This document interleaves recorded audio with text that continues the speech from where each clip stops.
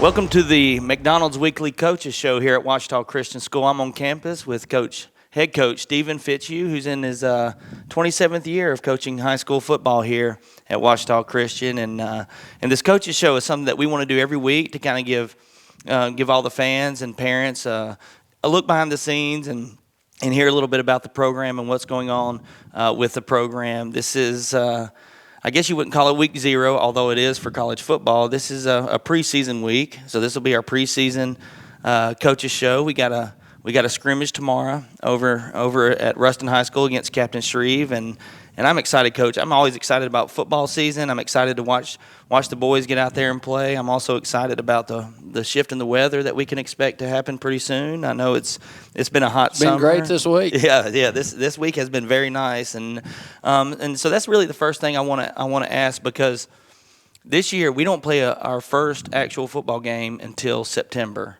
And I don't remember that being the case over the last few years. So how has that affected your practice schedule and how you can work things out with a late start this year? Well, about every 7 years there's that 7-year bump that I think last year our first game was either August 31st, September 1st, something like that. And so, the calendar bumped back this year, National Federation. And with that, we also started school early. It was a very unique situation that usually, for as long as I can remember, it seems like we've had a full week of two-a-day practices where you go 2 practices every other day and then one long practice on the other days. That we've had a full week of that and then almost another full week, and we'd start school on that Friday. So basically we would have 9 days of practice without school. This year we had 2 days of practice without school. So different, unique situation, and what we did this year is we usually go a Monday through Thursday for team week, where we do our maxes on our lifts and everything, testing. We continue to have a Monday through Thursday team week, but we added a Thursday, Friday beforehand that we did our testing on our lifts and things like that on that day, August 1st and 2nd. And then during our team week, we started installing and talking through, having meetings about our offense, defensive strategies and things like that to just try to go ahead and get ahead of the game.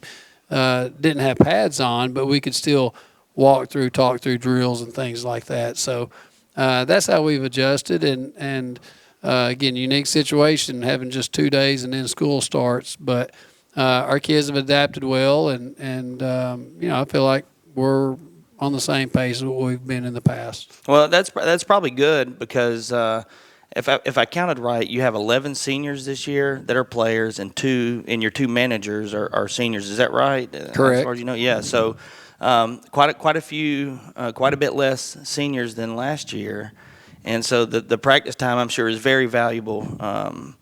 With I don't want to say inexperience, because a lot of the players do have experience, but from my perspective, it's nothing compared to last year's experience. I mean, the amount of games those guys played, the seniors that graduated last year, and so with the inexperience, I think we can see a lot of new faces on the field. So what I want to ask you about now is about this senior class. What have you seen from this senior class leading up to the season, and in terms of leadership and setting examples and things like that? I'll tell you, I'm excited about the senior class. They're a great group, and I've seen great leadership out of them already. Basically, Stacy Shaw and John Turner are the only ones that have been full-time starters, where they started every single game, stuff like that. But, there's a lot of guys within that class that they have started games throughout a season, played a lot, been in the fire, Andon Melton and Bo Gregory, Cooper Russell, so just to mention a few that they've been out there. Of course, Aiden Eldridge, I missed him earlier, that he's been a full-time starter all the time and in the fire. And so Micah Mosier. Micah's not a senior, he's a junior. Well, that's right, yeah. So, I was at, yeah. But anyway, this is a great senior class. That was something when we went on our team building and our ropes course at the Owl Center in Ruston. I was really impressed with some of the things that they did, their communication and working together. they did some things and solved some challenges so quickly that the facilitator had to kind of make up some things. And I was pretty impressed going, I've never seen anybody do as well on some of the things that they've done. And like I say, they just really worked well together and at practice and everything. Again, they've been the first guys here, and servant leadership, putting dummies up and stuff like that. And so I'm excited about the senior class. And as, Coach Devaney, he alluded to at our commitment stick ceremony, it's for these seniors and for this team, it's their turn. We graduated a great group of seniors last year. No doubt that some of those guys, we had 6 of them starting on defense as sophomores. But again, it's a new year and new opportunities, and I'm fully confident in this group of seniors that they're going to make the most of the opportunities that lay out there for us. Yeah, and I'm excited about that. I think there is a sense of anticipation, with so many new players that like a lot of them did play last year, spot played or spot started or rotated in or rotated out. So there is some experience there. But I'm really excited about seeing these kids. I've taught all of them, so I get to go watch them play now if they haven't had much playing time before. So that's that. So the new faces, and then also I look at our schedule right here, and I've got a little blue hash mark on the teams that we did not play last year. 9 of the 10 teams on our schedule we did not play last year, and I know we've played some of them before, but so we got new faces on the field, but we got a whole new district, a whole new schedule, and I remember thinking about that because the last couple of years we've had to travel to these obscure places in Texas or in Arkansas or in Mississippi, and now we don't have to do that this year. We get to stay relatively local, which is good because our fans can travel much easier. And you probably have some history with these schools, but if you want to talk about this schedule for a minute and the district, I think you were relieved that we got a new district. If you want to talk about that for a minute. Yeah, moving up to Class 2A, the district will be a tougher challenge. It really was convenient for us to be in an 8-team district in the sense that only had 3 non-district games to fill, and these last 2 years have been brutal in the sense of. Again, calling schools in Mississippi, Arkansas, Texas, trying to fill that schedule, that was tough. Yeah, and I think a lot of people, think that maybe you just called those schools because you wanted to play somebody different, but that's not the case. You just wanted to fill out a schedule. Right, and again, last year I think there was 2 or 3 games that wasn't even a scheduling year, but because teams dropped a program or bowed out of the contract or whatever. So anyway. It was a blessing to have the relaxed deal of scheduling this year where hey, we just need to find 3 non-district games. Caldwell, Coach Head is there, and I don't think we played them since 1990. So as long as I've been at OCS, we've never played them on the varsity level. But again, it's 45 minutes down the road, and General Trask and Delhi are not other non-district games that 1A opponents that we have. Played through the years. I have a good relationship with the coaches there, and so that will be a good schedule leading up to get us prepared going into district with a bunch of AA teams that Mangum and Oak Grove are in that district that we have had a lot of rival games with them throughout the years, and then these other teams, Rayville and Delhi Charter. It's been a while since we've played Madison and Faraday, but we've played them within the last 10 years. But it'll be a good district schedule to again get us prepared for playing back in the Division IV playoffs. Although we're Class 2A, we will still be in the Division IV playoff system as we have been the past years. Yeah, I think that could be confusing for people, but our playoffs are essentially made up of the same teams that it has been. So we could see teams like St. Fred's or Cedar Creek or the ones that we've been playing every year. We could see them in the playoffs along with the ones we've ran into, the Riversides, Vermilions, and Southern Labs. Again. And, as I look at this schedule, of course, the one game that does, well, I say one game, but there really are 2 games that stand out to me. And that's, and I don't want to look too far ahead, but, week 8 against Mangum and week 10 against Oak Grove. get both of those games at home. And I don't know a lot about these other teams, but those seem like the two kind of marquee games on our schedule, and I think it's a good thing that we get to play these home games. 5 home games. I don't think we've had 5 home games in a while. So it was balanced this year. Yes. It was wonderful. So 5 and 5, yeah. And so yes, you look at 3 of our first 4 games regular season are on the road. But with that said, 4 of our last 6 are at home, and so. Yes, it will be a good situation to be able to have those late games here at our place. Well, I've had people ask me about, what can we expect this year from Washita Christian football, and I'll tell them, I was like, well, we got a lot of new faces, like we talked about. I said, I guess the only thing that we can know for sure is that our kicker's good. We got a good kicker, but Luke. Recovered from an injury all throughout the summer, so it'll be neat to see how he comes back. And I know a lot of people, are looking forward to seeing him play and how he bounced back from the injury. And so how does Luke look? How do the returning players look that are recovering from injuries? Yeah, Luke is. It just showed the first 7-on-7 we did. He is so much stronger physically this year than he was last year. I mean. Last summer he struggled with the deep ball, but not this year. I mean, like I say, first 7-on-7. I mean, he can throw the deep ball so much better this year, more natural with it, and not having to put his body into it as much. And so, like I say, Luke's just physically stronger. He's back running right now. That early on in the summer there was still a little bit of limping, as he was getting used to things, but. You don't even notice that now.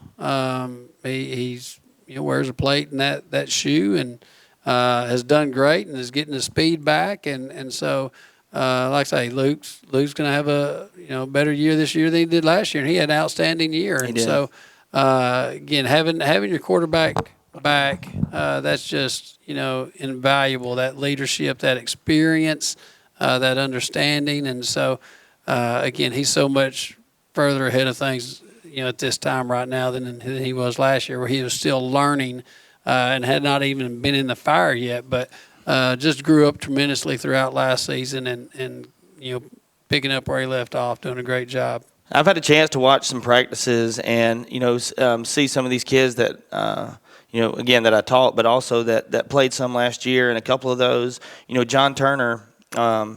Came in and he would run the ball. He'd catch the ball out of the backfield. And this year, though, I think he kind of has a new role. He's playing defensive line, and so he's going to be a running back and a defensive line. And that's just a combination you don't see too often. So how's he adapting to those roles? He's doing great. He's doing great, doing whatever the team needs. With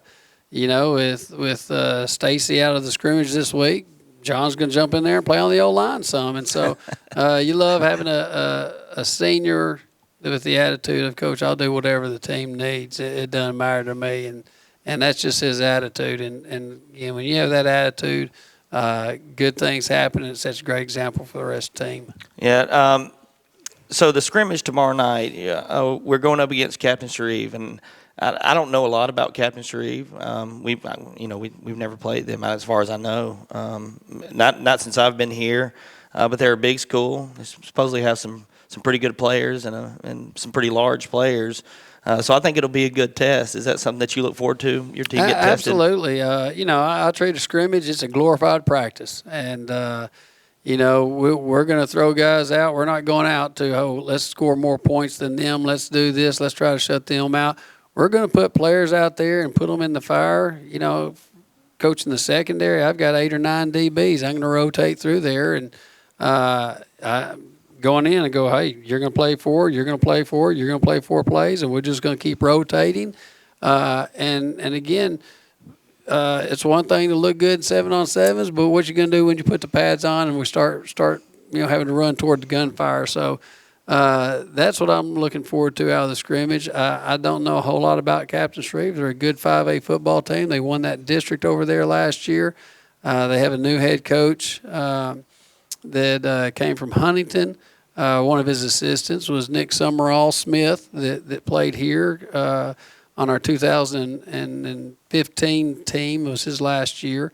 But again, I definitely think it'll be a physical scrimmage, and we will get tested, on both sides of the ball. But that's what we want. We want to play somebody that is going to test us, where we can look and examine the film and go, where do we need to improve, and try to get better right here from the get-go, instead of maybe playing someone that's not as good and we go out there and deceive ourselves.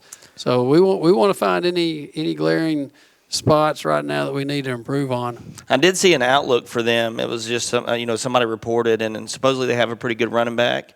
And when I saw that, I was thinking, that's going to be that's a good test to have, because I think, again, going back to the schedule, most of the teams that we see, they're going to be run dominant teams. I mean, they're going to want to run the ball against us. So we're going to have to make sure our defense is able to handle that against a good running back like this. What's the format for the scrimmage?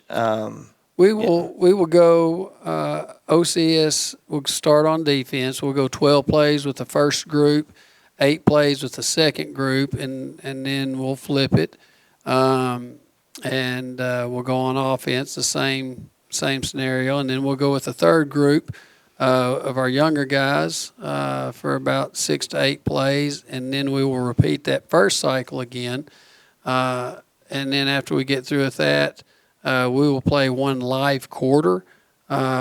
And I say live in the sense that we will put our special teams on the field, but we're not trying to block the punts. We're not going to return the kicks. We want to make sure that the kids that are supposed to be on the field, they're getting out there in the game situation, running down their lanes. And again, that we have the 11 that are out there that are supposed to be out there. Just, again, game situation in the sense of who's supposed to be on the field. And then play calling situation that, hey, if they don't get a first down and 3 downs, it's a punt, So we'll do that. So the scrimmage, we should start the live quarter probably about 7:30. Scrimmage starts at 6. Okay, that was my next question, because I didn't know if they had adjusted because of the weather, but the weather should be nice. No, I think it'll be just right. All right, so Coach, I do have a question. I want to go back to the personnel. Last year, you had so many returning starters, and you kind of knew what to expect on the field to a certain extent. You had to kind of plug in players here and there, but the meat of your team was all returning starters, and this year that's not the case. So as a coaching staff, and you guys, you plan out your practices and your work, have you had to change any of your, not necessarily philosophy, but okay, we need to make sure we need to build on these things, as opposed to the year before where you felt like most of your team kind of knew those things? Have you had to do anything different because of the personnel? Every summer, every fall practice, we're going to start as if these guys slept over the summer and they forgot everything. I mean, they're teenagers. And so we're going to start every single season from ground zero. Yes, sometimes you're able, to accelerate a little bit faster if you have more guys coming back, returning experience-wise. But, again, it comes down to the basics of blocking, tackling, catching the football, lining up correctly. And so, again, we start from the ground zero and go over those things. And, the guys that are doing things right, those are the ones that accelerate and move up closer to the top and playing time. And so again, we're doing that. Okay, well, good. Well, look, I know you have a class that you have to go teach. I've got a class that I have to go teach. They are doing good. So, but like I said, we're here on campus in the middle of the day. I think this will be posted later on this evening. But we're going to do these shows, our McDonald's weekly coaching show. We got a new sponsor this year. We'll try to get some biscuits and drinks, for the next one, and that'll be next Wednesday that we'll post that. But we do have the scrimmage tomorrow night at 6 o'clock, Ruston High School.